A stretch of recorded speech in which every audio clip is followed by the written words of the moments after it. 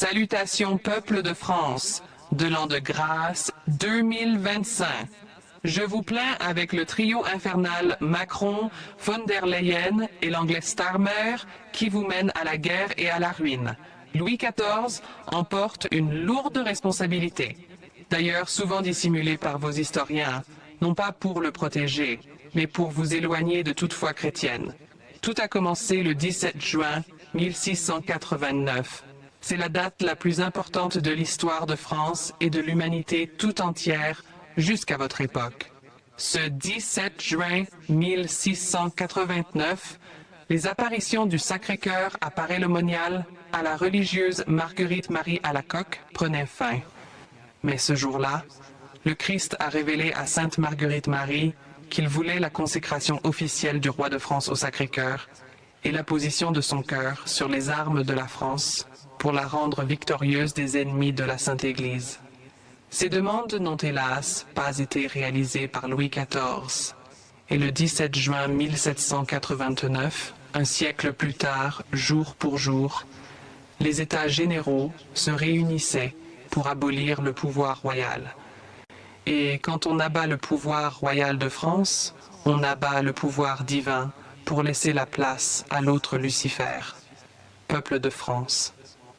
Sur terre, seuls les rois de France ont le pouvoir de guérir les écrouelles, en disant « Le roi te touche, Dieu te guérir ».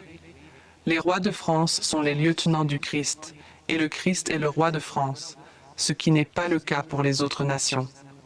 Les rois anglais ainsi que les autres nations n'ont d'ailleurs pas le pouvoir de guérison comme les rois français. La France était le phare du monde, car la France a été choisie par Dieu pour être la fille aînée de l'Église. Israël, il y a 2000 ans, a été choisi pour préparer l'avènement du Messie, de porter son berceau. La France d'avoir étendu son règne et protégé son Église. La ressemblance ne s'arrête pas là. Israël a dressé la croix sur le Golgotha et la France a dressé l'échafaud de Louis XVI. Louis XVI comprendra quand il fut arrêté. Mais trop tard. Destitué, il n'avait plus de pouvoir pour réaliser les demandes du Christ du 17 juin 1689. Cette même révolution entraîna ensuite les guerres napoléoniennes, prémices des guerres mondiales. Et hélas, ce n'est pas fini, mais sachez que l'horreur ne durera pas longtemps. Je tenais à vous annoncer la bonne nouvelle en premier.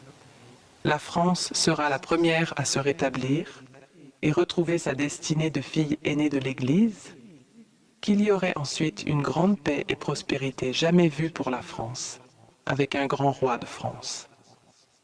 Et que personne n'aura besoin de fermer sa porte et de craindre les autres.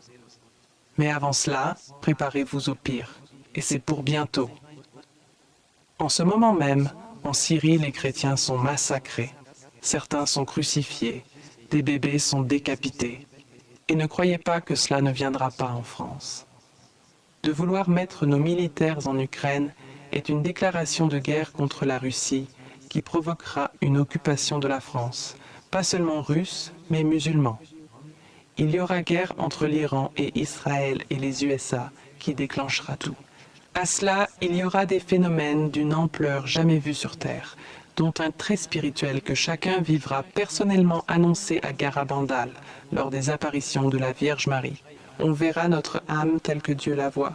C'est pour nous donner une chance de se convertir. Cela se n'est jamais produit dans le passé et ne produira jamais dans le futur. Bon courage.